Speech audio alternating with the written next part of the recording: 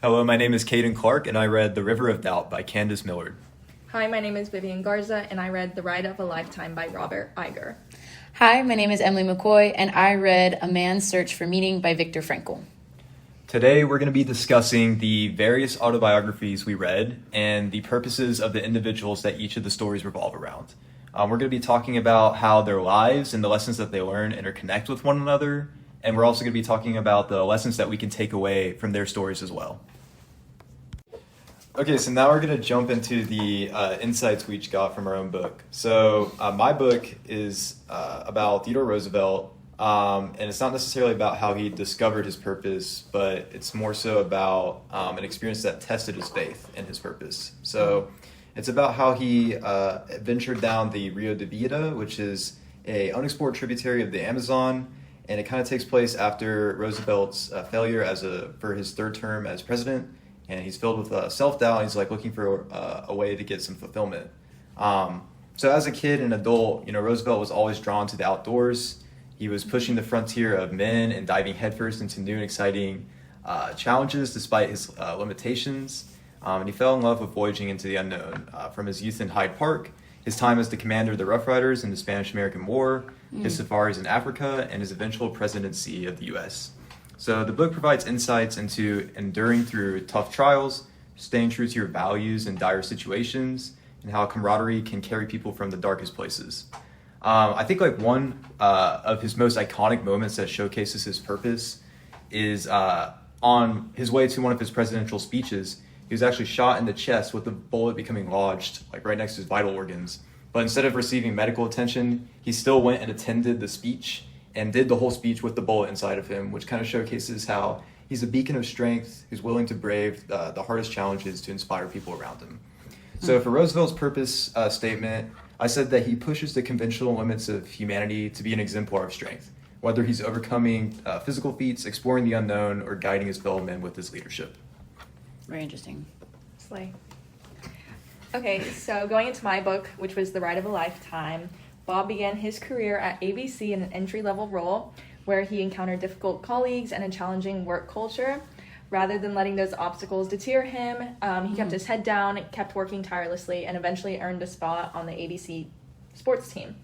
At the age of 34, he was then promoted to vice president of ABC Sports and later advanced to senior vice president of programming. His persistence and vision propelled him further, and he went on to become the president of ABC Entertainment. In 1992, at the age of 43, Bob became the president of ABC Television Network, and just 2 years later, he rose to president and chief operating officer of ABC. Around this time, Disney began exploring an acquisition of ABC, which ultimately went through, and Bob was signed on to lead Disney's media team for at least 5 years. That role marked his beginning of the rise within the company. He went on to become president, COO, and a member of Disney's board of directors. When the time came for Disney to select a new CEO, Bob fought hard for the position, and he eventually secured it. As CEO, he was determined to leave a lasting legacy, and he cultivated a close relationship with Steve Jobs, who was the CEO of Pixar, and later that led to Disney's acquisition of Pixar. He later spearheaded the acquisition of Marvel and Lucasfilm, ensuring that each of those companies' unique legacy remained intact under Disney's ownership. So looking into Bob Iger's purpose statement, it is to lead with curiosity, thoughtfulness, and respect, proving that decency can drive both creativeness and success. From his beginnings at ABC to guiding Disney through bold partnerships and acquisitions, his purpose has been to pursue meaningful work that was built on integrity, optimism, and a deep respect for the people and their stories. I really like that. It's kind of not the same, but similar to my books, the person who wrote it, their purpose and meaning in life. And so my book was about Viktor Frankl and his journey through the Holocaust and his experience.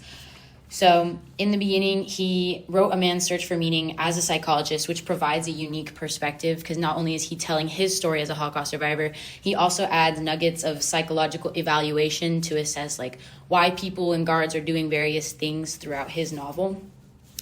So 2 key takeaways can be noted through 2 quotes that he stated in the book. He who has a why to live can bear almost any how, which really speaks to his desire to illustrate that by having purpose, one can survive any circumstance, which is something he highlights a lot throughout his autobiography.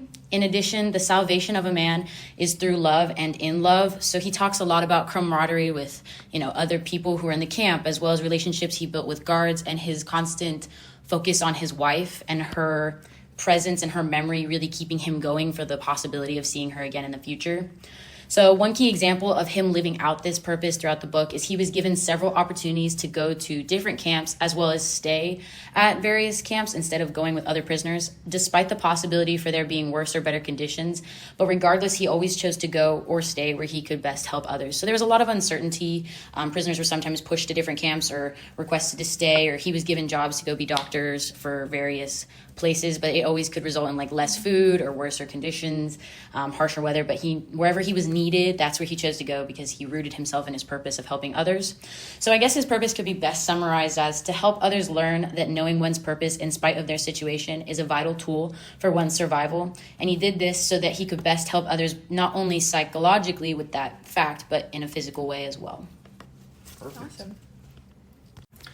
Okay, guys, so what are some of the common themes do you think emerge between all 3 of our books?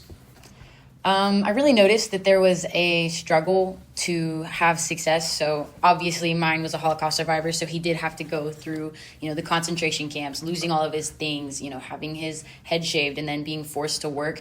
But every day he constantly fought to I am, here, I am able to work, I deserve to live. And he fought through that struggle, and that, helped him kind of see his purpose for helping others as a way to cope, kind of. Yeah, absolutely. No, I kind of agree with that. Roosevelt, he got malaria, he got a super bad infection from an injury he sustained. They lost multiple boats on their journey. They were being constantly stalked by Native American or Native Indian tribes. They had to go through a lot, but in the end, after enduring all of that, he came out on the other side having achieved his purpose, his goal, and got a lot out of it. He got a river named after himself from the whole ordeal. So Yeah, for sure. No, same with my book. Bob, he definitely struggled throughout his career. Early on, he was surrounded by a lot of toxic people that didn't treat him with respect. And even as he moved up in the ranks, he still experienced those struggles when being looked at for being CEO. He was kind of overlooked in a way, and people were really trying to take him down because they wanted that position for someone else. So he really just had to keep persevering and hyping himself up so people realized his true value. Yeah, so lots of different struggles, but ended up with a name river after your guy. Your guy became CEO, and mine finished his research and manifesto. So that's pretty great. Yeah. Well, not the struggle, but the success part. So. Absolutely. Yeah, no. I also think that each of our guys kind of stumbled into their purpose. It seems like it doesn't seem like they had a concrete idea of what they wanted to do, but they just kind of figured it out based on their circumstances. Roosevelt developed his love for exploring and pursuing new things, just based off of being raised with his family who were all very outdoorsy. Going to becoming a Rough Rider in the war really unlocked his passion for the outdoors and exploration as well. Yeah, for sure. Bob just kept his head down and just continued to work. And throughout that work, he eventually found his purpose when he became CEO. Acquiring companies like Pixar, Marvel, and Star Wars really helped him build his legacy. And he wanted to make sure throughout that he kept those parts of those companies there and present within Disney. So that's kind of how he found his purpose throughout that. Yeah, Victor kind of already was a psychologist. So he kind of had an idea. I mean, he did start his book prior to entering the Holocaust. In fact, he tried to keep it with him when he was being sent into the camps.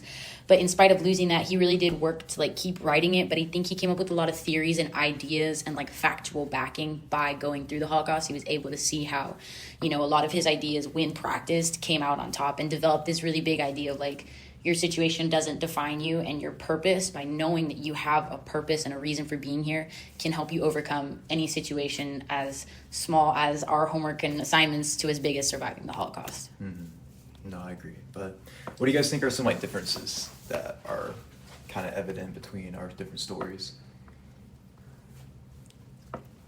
I definitely think the environment was different, and I think that kind of shaped like how they pursued their purpose. So like my guy wasn't in a river, and I don't know how his purpose would have come to fruition had he been in your Theodore Roosevelt's situation. Yeah. Mm-hmm. So I think him, by being in the Holocaust, it really helped shape and drive some clear, concrete factual things that he was needing.